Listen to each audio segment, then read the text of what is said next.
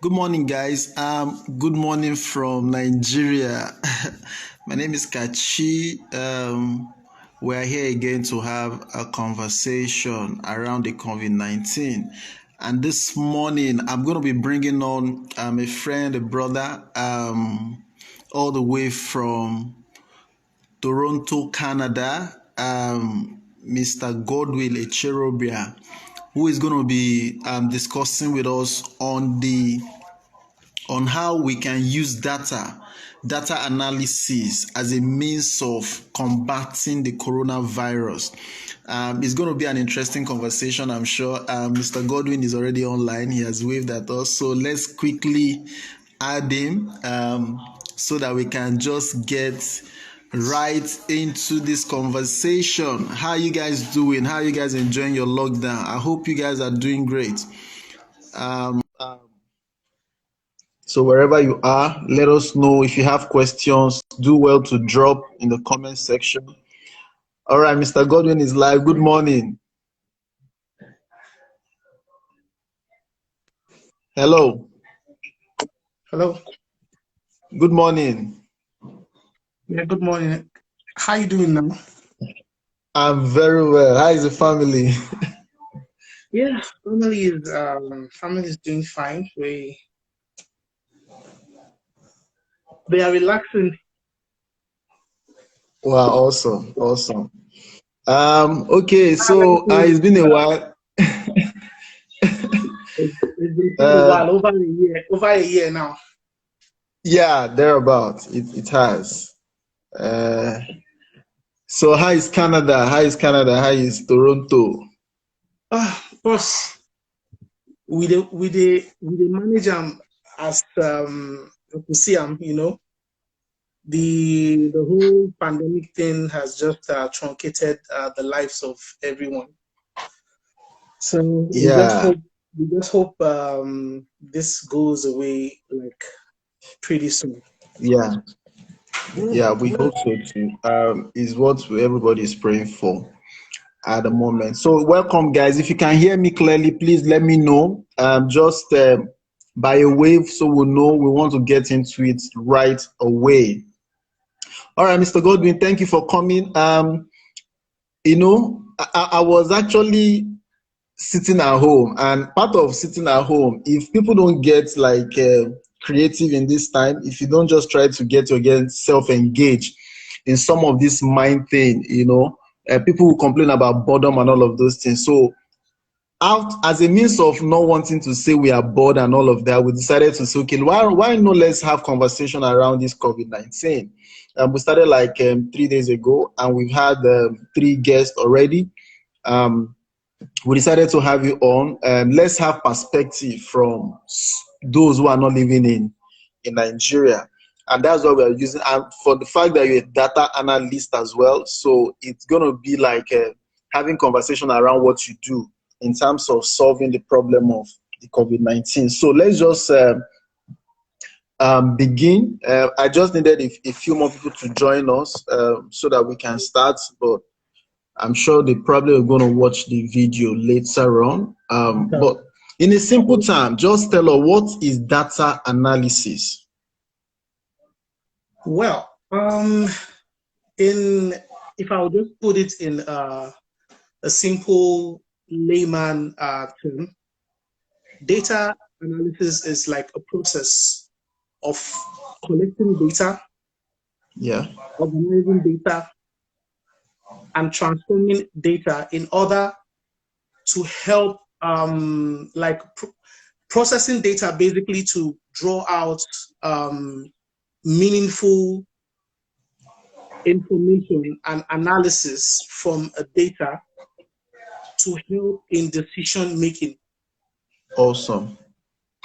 So that's basically what in a simple term, that's basically what it means. The process of data analysis uses analytical and logical reasoning to gain information from data. Yeah. And the main purpose of analysis basically is to find out meaning in data so that we can derive knowledge from statistical computations to help us in making decisions. So that's basically what it is. So then one might want to ask why data analysis is so important at this time. We've all handled data at some point, but maybe we don't know. Yeah. We're all in the age where we use mobile phones, we take pictures, we tweet, we post comments on the internet, on Twitter, Facebook, and what have you. Now, all these comments, you fill forms online and register for a lot of things online. Now, these information are stored somewhere. Yeah. Okay.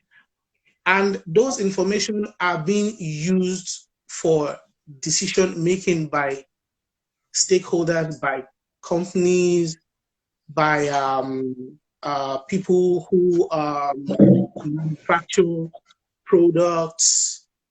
It helps in a lot of things. It helps in terms of governance, in terms of product sales, just name it. Right? Yeah. So why is it so important if someone might ask? For me, if I look at it from the advertising point of view, okay,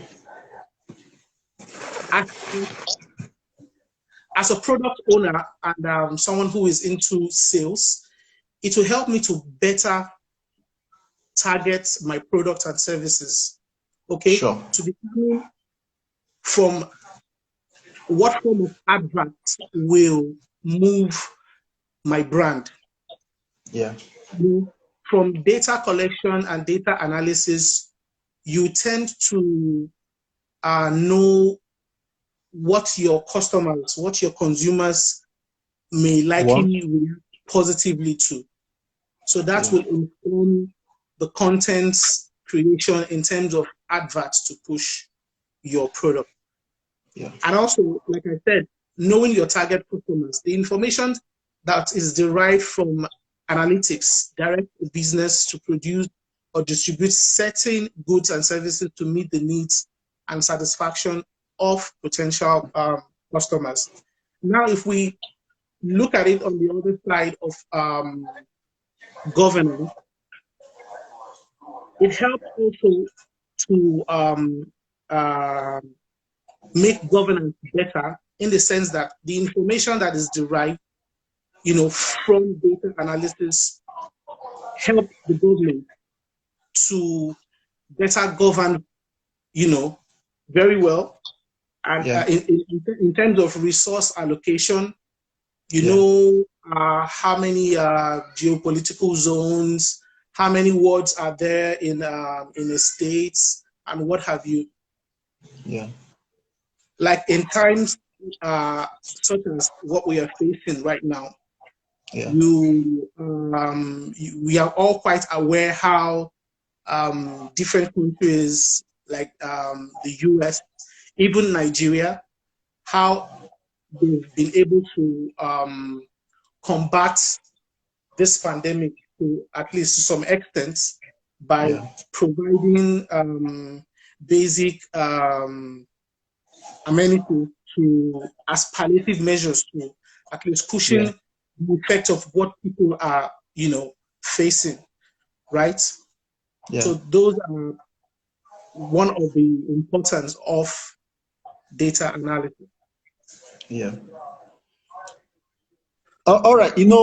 For me, basically, I'm looking at more in terms of governance. I think Nigeria have a problem of data. Yeah, and that is why we cannot give specific figures in terms of when issues happen, especially now, because a lot of people have the opinion that the number they are giving us is not exactly what it is. But just because we are Nigerians, of course, so we don't really have proper data analysis for us as for us as Nigerians. You know, outside of Nigeria, you could have some of those things well sorted, you know, clearly, and all of those things. But in this issue of this pandemic, for example, how can we use this data analysis to combat this pandemic? You know, looking at it from your side, yeah, and also looking at it from here as Nigerians. Well, you mentioned something about Nigeria not having data and not maintaining a structured and well-organized database system. I don't want to totally disagree that we don't have data. We do, but only that the various datas we have are not consolidated. Yeah. Like we don't, they are dissociated, kind of. Yeah. Right? Because just a while ago, I can remember when the exercise for the BVN, yeah, was being conducted. Yeah. And we can also remember the time when the exercise for voters registration. Yeah. And all these data collection processes, the voters card, the BVN, the driver's license, and they all have various data, but it's not synchronized. It's not synchronized. Yeah. Right? So because of the dissociation of the kind of database system that we operate in Nigeria, there are little or nothing that can be achieved with a dissociated database. Yeah. Because we keep on going in circles. We have the ability to do it, but I think that willingness by the government to put the right structure in place is where we are right now. Yes. So, but basically, if you ask how the data analysis can be used in combating an epidemic, the first thing that I would say is it helps to promptly respond before an outbreak, right? Because the insight into the spread of the disease can help stakeholders, medical and health practitioners, and those who actually, govern the health sector to effectively control an occurrence of an epidemic before it happens, right? Yeah. Through data collection, okay? Things like spotting an area where some type of sickness are more occurring from the data they collect from the health centers. People visit health centers almost like on a daily. Yeah. So the data is collected from patients and all that can be used, okay, to proactively prevent an occurrence of an epidemic before it gets out of hand. If I will make reference to here in Canada, on December 30th, 2019, there is a company called Blue Dot. Yeah. It's It's a startup company. They're into it's a data science company. They're into information tech. They created a platform which was built around artificial intelligence, machine learning, and neural network. Okay, and also big data. Now, what was a platform? What does it do? It helps to track and predict the outbreak of spread of infectious diseases, and by so doing, they alerted the authority that, hey, there seems to be a cluster of unusual pneumonia cases that is going on around a location in China, which is Wuhan. Yeah. You know, but as at that time, some IT-based organization, a few people have actually been forewarning the world about this outbreak, but the world wasn't proactive enough to combat. Yes, you know, so everybody felt, oh, it's Wuhan. It's not going, you know, it's not going to affect anything. They should deal with it and all that. So the attention that it was given was not very welcoming until everything started dawning on our faces, because we live in a world where people migrate from one place to another. Right? Yeah. So the spread of an epidemic will be very fast. Yeah. You know? Countries like the Israel, they were very they've done quite well in actually controlling the epidemic. If you Google what Israel is doing, I even watched a video like yesterday of how that they have little or no case of COVID at all. Yeah, because with artificial intelligence and they build softwares and applications that can detect if a person is infected or not. It's been embedded into devices such as cameras that can be used to view people and beam a light on you. So I don't have to go closer to you with a temperature taking device to check your temperature. But there is a device that does that from afar and captures your temperature and the virus mutations around your body. Because an infected person, when you breathe, when you cough, you know, it spreads. Yeah. So that technology is also being used in China also. Like I watched a documentary where, you know, at the earlier stage of the outbreak, you know, they had the police with all the whole gadgets and all that on the streets, at the subway and everything, monitoring the movement of people.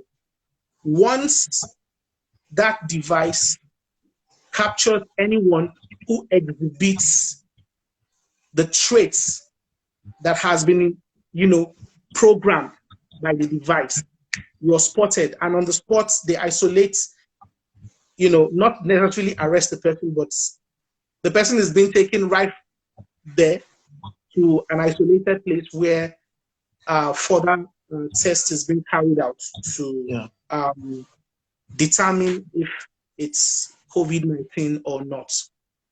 So these are basic ways most organizations have actually done to kind of predict and forewarn people. This is just Blue Dot is just one out of many, Only, you know. Yeah. So also one out in there's also a case in Zhejiang Province Center for Disease Control. They launched an automated program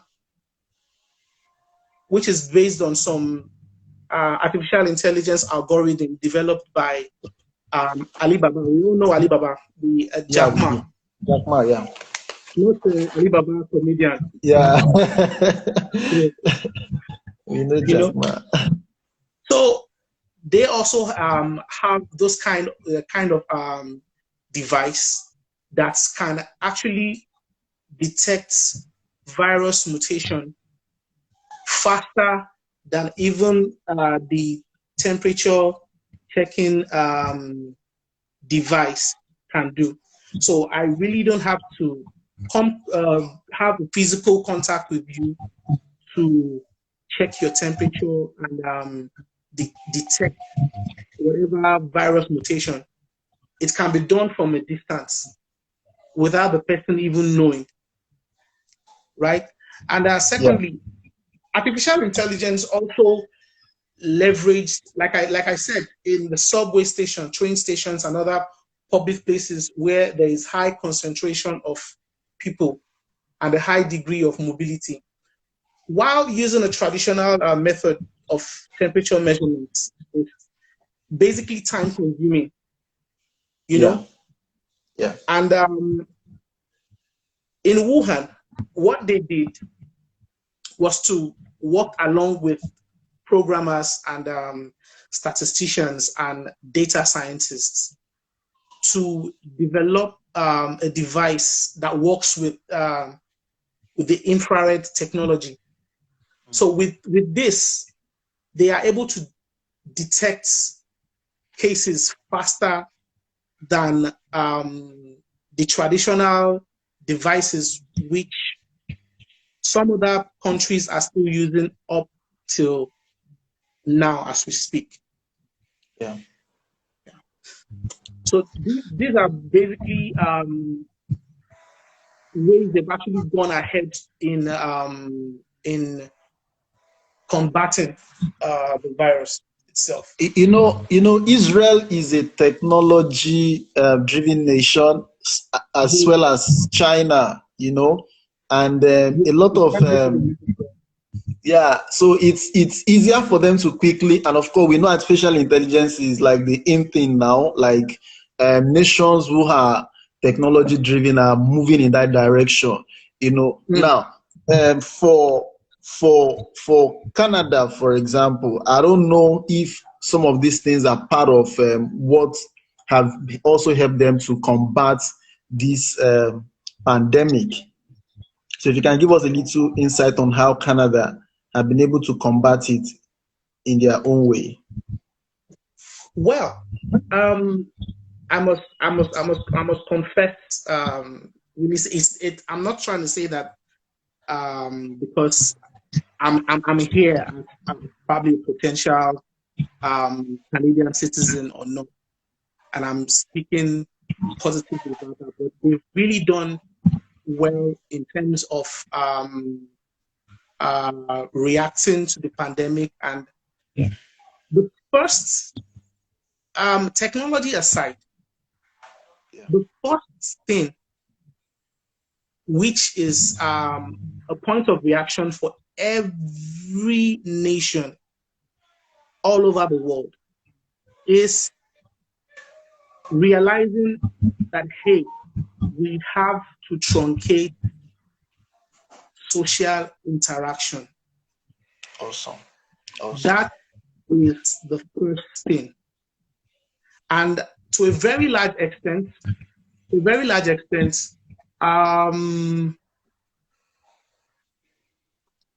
lot of, I would say, Canada has actually been adhering to social distancing, though we still have one or two cases of people who still move around, which, people will always be people, right? Yeah. So, but to a very large extent, one, they've been able to combat it by actually truncating movement. People, by instructing people to stay indoors, right? While, like, they have, they've been able to acquire also devices, and they have programs and technologies that they use to, control the things, detect and test people without having physical contact. Like, if you happen to go to companies that basically are on essential service, because everywhere is on shutdown except for individuals and parastatals who are actually on, essential service, like the Walmarts, people producing stores, some startups that are actually saddled with the responsibilities to meet the needs of people at this time.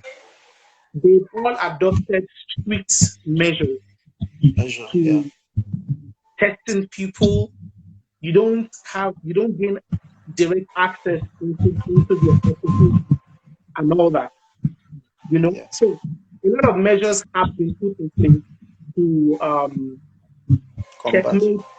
Yes, because the thing is, if everyone stays apart and you have any form of ailment and all that, and you treat yourself at home, it reduces the risk of every other person catching it. As we learned, the virus takes like a few days. I think it lives like on the surface for a period of 4 to 6 days, and then it dies off. So you can imagine, once people start moving around indiscriminately, it spreads faster. Nigeria is not as organized as where some. I will not say generally. No, there are some parts of Nigeria where we have organized people who still think sane in this country, and I know quite a lot of people also feel that. Like, I had a doctor on yesterday, and one of the things I asked her was social distancing. It can work in Europe, yeah.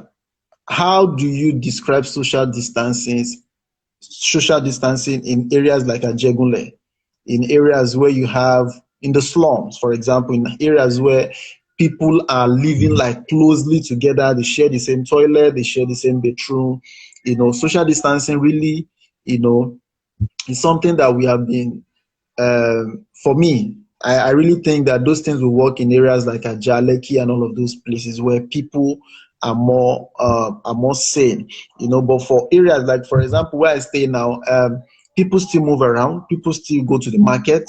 Yeah, I know people who are selling food are allowed because they are on essential duties. So how do we now manage all of these things? Is what I'm sure the Lagos State government is still looking at, and I'm sure even the Ministry of Health are also looking into that. But let's move on. How has this pandemic affected the economy in Canada? Wow. It has affected Canada the same way it is affecting every other part of the world. Like, as at today, over about 1 million jobs had been lost. Wow. Yes, because companies are shut down, and a few people are working from home. You can imagine a company that is into production of a product or service, right? And because of the pandemic, they have shut down. How would they make money to pay salary? So these are the looming challenges, and automatically people have been laid off as we speak. But it's basically the way it works is just like it's temporary layoff of labor. Hopefully by the time this whole pandemic goes on, it will be a slow start. Yeah, of course. Countries are going to pick up. It's going to be slow, and the rate of unemployment is also rising as a result of the job loss. Yeah. And it has also affected small businesses. And there are a lot of startup businesses who are basically doing quite well. And with all the businesses shut down, all the loss of employment and unemployment rate is rising. Everybody falls back on the government for succor. Yeah. Right. So that's and also in the area of bilateral trade. Yeah. That has been put on hold right now. So there is little or no buying and selling between countries. So it's really taking its toll on the Canadian economy. But they have planned. They've had system in place to that is helping at this time. Countries like the US also, though the rate the response rate wasn't as fast as expected, but so far they've been able to manage the crisis in terms of meeting people's needs at this time, while everyone stays indoors.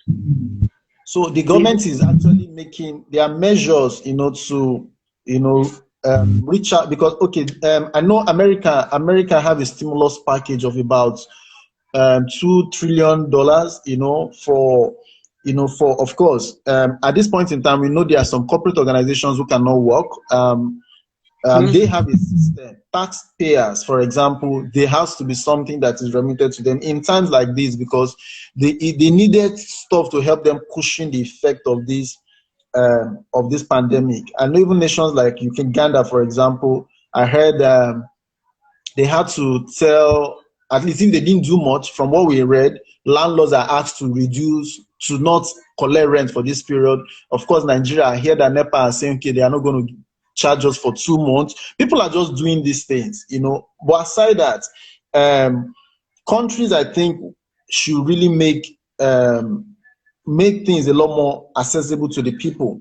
Like, for example, like this, if this $2 trillion that America are trying to give out to their people, the idea is to support small businesses, support individuals, support, so that at the end of this whole thing, people don't lose their jobs. So at the end of this whole thing, even those, of course, how do you pay salaries for people who didn't work? But they need to get their salary. It wasn't their fault that there's a pandemic.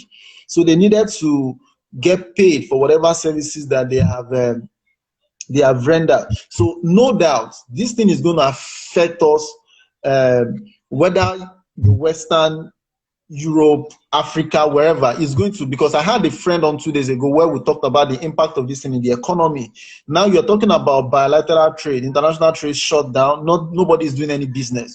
So I fear for the after effect of this thing, but I know that systems that have systems, nations that have systems and structure will definitely bounce back. It might take a little while, but they will definitely bounce back. So what is the government of Canada doing in respect to this pandemic as it relates to the citizen? That's the next question I wanted to ask. As it relates to the citizen directly, what are they doing? I've only been here like a year, and I've really learned a lot. I've seen seen coming from a nation where systems don't work, and moving to a place like this where things pretty are working compared to where you're coming from, right? Like I'll give you the first thing that they've put in place. There's something called employment insurance. Right now, how does it work? I'm employed. I'm gainfully employed. I'm working and I'm earning salary. At the end of every month, apart from my tax being deducted from my salary, there's a percentage of my salary that also goes to an insurance package. Oh, right. Okay. I think it should be around 3 or 4%. I can't really get the exact percentage, but I think it should be within 1 or 2%. So that little portion of your salary goes to employment insurance on a monthly basis. Now, what's the essence of the employment insurance is this. In case you lose your job, or you, for any reason, you resign from your place of work, you are laid off, you are in the process of looking for another job. Now, that employment insurance works for you. Awesome. The government will pay you salary for the period while you are still looking for a job. Yes. So it's like you are saving for the rainy day. It's not pension. It's called employment insurance, right? Okay. So these are one of the ways they've been able to reach out to the citizens to actually, ameliorate the burden that everyone is feeling right now. Because if now that I'm laid off, I'm at home, you say make I no come out, make I no go hustle, right? The employment insurance is working for everyone who is actually gainfully employed. Okay. So for now, those people who have been gainfully employed and are laid off as a result of this pandemic and at home are receiving employment insurance. We also have something called the Canada Emergency Response Benefit. Right? There is also a certain amount of money that is being paid from there. Right? So, like in the US, the $1 trillion a year are being channeled to this cause. But it's only just called a different, name, right? Yeah. So it's the same thing right here in Canada, right? So they make money available to every citizen. You don't have to go and queue to get it at one local government with place to get. You understand? So it still brings me back to that data thing we talked about. Because there's a system, it's easier for them to know that okay, you don't need to come out. In a lack of that, I go make people decide to say, okay, let's go and queue at the local government, because it's at that local government I'm going to get it. If you have a data of the people, well assembled data, it will be easier to assess these people, know what these people need, and be able to, sort these things. So I just wanted to add that. Let's just hang that on the wire. We will call for that. we'll come for that. So, and also, they've also made, there's also a fund that has been approved for small businesses, Yeah. right? Small businesses who are into essential services. They've also allocated money, I think it's about $25 billion they allocated, to help small business. And also, they've the strengthening of medical procedures in flight. Like, if they have to, at this point where commercial flight is being grounded, now there are Canadian citizens that are stuck in different parts of the world, and the government is making efforts on a daily to evacuate these people from various countries. Now, they make medical services in flights. Before you board, you'll be tested. You'll be properly tested to ascertain that you don't carry any form of virus in you. Yeah. Even upon landing, you'll also be taken through processes of medical certification, Yeah. before you leave the airport. And after you've been certified at the airport, you will still be mandated. You will still be mandated to self-isolate yourself for 14 days. So these are measures that they have put in place to at least nip this thing in the bud. Right? Yeah. Yeah. And coming back to what we talked about, yeah. You see, there seems to be a lot of confusion in terms of managing data. Who is to control what? What should serve as control? Yeah. Right? Yeah. Yeah. Here, everyone has a unique identification number. Awesome. They have it in the US. It's called the SSN, Social Security Number. Here we call it SIN, Social Insurance Number. You are given that unique identification, and that number is tied to everything that you do. Name it. Awesome. You want to open a bank account.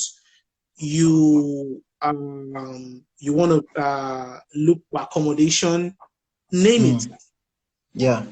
You're seeking for employment. You can virtually do nothing without it. It's the must. So the SIN is tied to all the transaction that concerns you. That is why it is easy for them to achieve all these things during this time. Disbursement of funds, carry out a lot of things they need to do. They have the exact number of people coming into the country through the borders. Just name it. Right? So going back home, you realize that we have a lot of identification means of identification that have been mandated. Yeah. There was a time there was so much rave about the BVN. Yeah. Right? We were all mandated to get a BVN. The BVN was meant to serve the purpose of what the social insurance number is right here. Okay. From my understanding. Yeah. Right? Because that should basically be tied to the data of everyone in the country. Mm. But there seems to be little or nothing that has been achieved with the BVN. And now we have the national ID card. Yeah. That's another thing. So too much, there seems to be too much conflict in terms of what to do with what. But with all the cards that we have in Nigeria, they are still not making use of it to achieve the purpose of the masses. That's basically my headache. Yeah, it is, because now we have voters card. Yeah, a lot went into getting us to have voters card. I can tell you for a fact, when I went to register for my national ID card, the day I got there, the crowd. I left my house, I think 6 a.m. that day. The day I got there, from the time I got there at about 6:30 or thereabout, because I already got information. This is how it is. The crowd I saw, it was in Ikeja. What's that? Their office now. It was in Ikeja. The crowd was massive. Now, I think I know there, just close to Computer Village. Yeah, like close to ShopRite actually. So I got there, and the crowd was massive. That was like 5 years ago, I must say. Till now, all I still have is my slip. That slip. The card is not out. Now, for how long will it take for us to say you have this? I know there are some forms I've filled recently where they need to ask me, what is your national identification number? Okay, somebody is telling, okay, Zubi is telling us it's called NIN here. I think national identification number, you know. So if that is what it is, I have filled some form where they needed me to fill those number. But I keep asking myself, we just use forms here, we just use all those things. But when it comes to the point of actually executing the essence of those forms, nothing happens. Because right now, with all the national ID card, I know the easiest thing for them to get is our phone numbers. Now, just to reach out to telecommunication companies and they give them our phone numbers, they cannot begin to blast us SMS every day, disturbing our life. We stay at home and all of those things. But it's all good. We just hope that Nigeria will get there where we begin to take data more seriously, so that in situations like this, we'll be able to become a lot more effective in how we deal with this issue, rather than just waiting and then cracking our head. What do we do? What do we do? Since nations that have systems, I don't think they really had struggles, you know, except those nations that didn't take this thing seriously. And that's one other thing, you know, Africans believe that this thing is not affecting us. I saw a video this morning of PDD where he was telling the African Americans that this thing is for real, that they should not take this thing for light. Don't say because you're a black man it's not going to affect you. It's high time we begin to also let people know that this COVID is something very serious, and we need to take steps in ensuring that we stop the spread of this virus. So one last question. What will you recommend for the Nigerian government moving forward? Well, that's a big question. It's a big question for me, because one thing is you making recommendations, and another thing is the willingness on the part of the government to effect a change. Yeah, we know exactly what to do. We know how to do it. But the question is, are we willing to take a step? I'll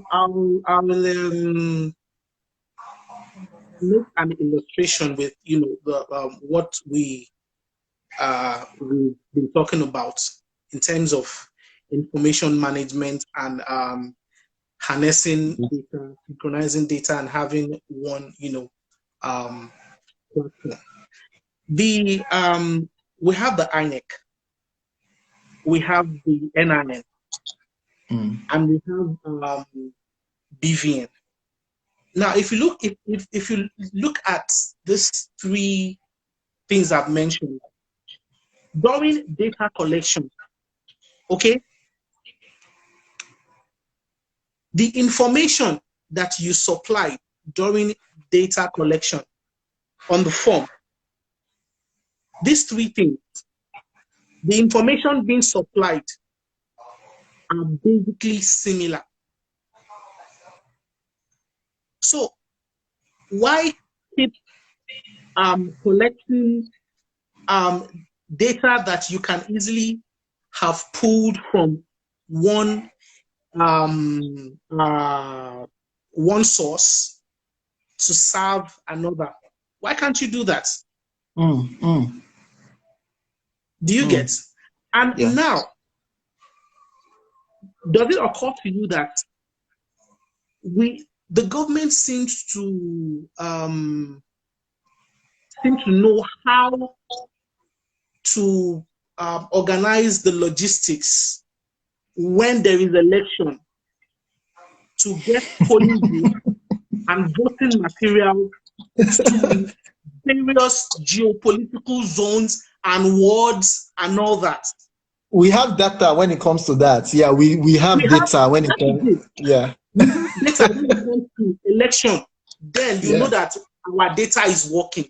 But why do we have problem with doing the right thing when it comes to situations like this? Now, that's INEC data that we have. All these issues people are having about, the government allocated 1 million bags of rice and relief materials and all that. What is the information, the data from the INEC database? Can they use that same data to distribute the same way we make sure that electoral materials get to different wards? Can't we make that same thing available in different wards? Do you get it? Yeah, I get it. I was actually thinking about, if you look at the slide that I sent you, I wanted to go ahead and enumerate, suggestions and all that, but I just thought of it that my government will know what they know what to do, but that willingness to do it is just the problem. Yeah. So I just hope and pray, just like every other Nigerian, that there comes a time where we come to a point and decide that we need change, because as we speak, there is no change anywhere at all. My suggestion and my it's a form of prayer, though, that we will come to a point where we will have good governance. Amen. We'll come to a point where we have good governance, and with this whole pandemic thing, the way it is being handled by the government and other state governments, it seems to me that they are not serious, actually, because here you have we are in the Easter celebration, right? Yeah. Some states I read on the internet declared free movement for people to go and shop for Easter. Shop for Easter, go to church for Easter and all that. That's risk. You are risking people's life. It's insane. Do you want to kill your citizens? You know, somebody is saying Nigerian leaders are not interested in the citizen, and I think that's a problem, you know, because it's like you have a relationship with Corona, like you want these people to just go. At this point in time, shut down everything. Everything. That is the right thing. That is the same thing to do. When I saw the news, I read it. I was like, wow. So it's like those state governments that actually declared resumption of activity. Maybe they have Corona somewhere. They call Corona facts on a round table, and then they discuss that, look, Corona, you have to go and do Easter. Okay, we want to do Easter. Yeah. I don't know if they had some form of bilateral agreement with Corona to force operation while they go back. I don't just understand, because we don't place value on lives. Yeah, that's the problem. We don't regard lives. Currently, you see in the news what's happening in China. Yeah. How the Chinese people are maltreating the Nigerians in China. Right? Yeah, I saw. Yeah. It took Twitter and other social media platforms to circulate this thing and bring the attention of the government to go and salvage the situation. I hope they make plans to evacuate those people from there. Also, take your mind back to you need to round up in a minute. You need to round up in a minute because of our time. Okay. I thought I still had time to go. Anyways, I just I wish the Nigerian government will bring up the will to do things right, because they know what to do. Yeah. No amount of recommendations, no amount of suggestions. We know exactly what to do, and when we want to do it, we know how to get things done. The question is, are we willing?